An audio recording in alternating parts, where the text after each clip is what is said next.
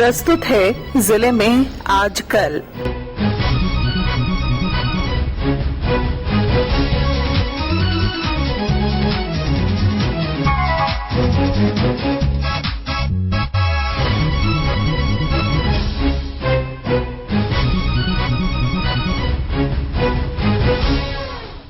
इस अंक में आप सुनेंगे दुमका जिले की ताजा गतिविधियों पर हमारे संवाददाता की रिपोर्ट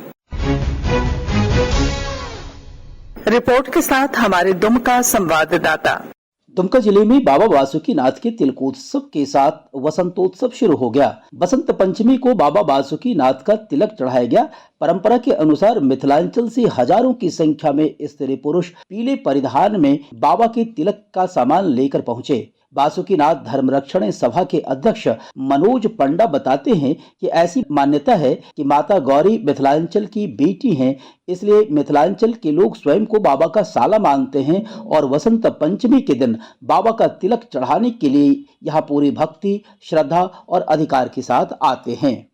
जय बाबा बासुकीनाथ। आज वसंत पंचमी है और हर वर्ष की भांति ये परंपरा रही है कि वसंत पंचमी के दिन बाबा का तिलको उत्सव होता है। और जैसे एक विवाह से पूर्व एक वर का तिलक का परंपरा है और तिलक में जो सामग्री चढ़ने वाला भोग इत्यादि प्रसाद जो लगाया जाता है, बाबा फौजदारी दरबार में ये परंपरा शुरू से रही है। और बसंत पंचमी के संध्या काल में ये तिलको उत्सव होता है और इस तिलक उत्सव में लाखों श्रद्धालु मिथिलांचल से आकर इस तिलक उत्सव में भाग लेते हैं। वो अपने आप को बाबा का सार समझते हैं, तो ये परंपरा रही है। वैसे तो पुराणों और शास्त्रों में कहा जाता है कि देव, दानव, मानव, यक्ष, किन्नर, नाग, गंधर्व सभी अपने अपने तरीके से तिलकोत्सव मनाते हैं। तो जो परंपरा रही है बाबा बासुकीनाथ दरबार में, उस परंपरा का निर्वाह हम लोग कर रहे हैं और हम लोग भी बसंत पंचमी के दिन बाबा का तिलकोत्सव मनाते हैं। वसंत पंचमी पर बाबा की पूजा के लिए बड़ी संख्या में श्रद्धालु सुल्तानगंज से जल लेकर पैदल बासुकीनाथ आते हैं। ऐसी मान्यता है कि इस दिन बाबा की पूजा करने से मनोकामनाएं शीघ्र पूर्ण होती हैं।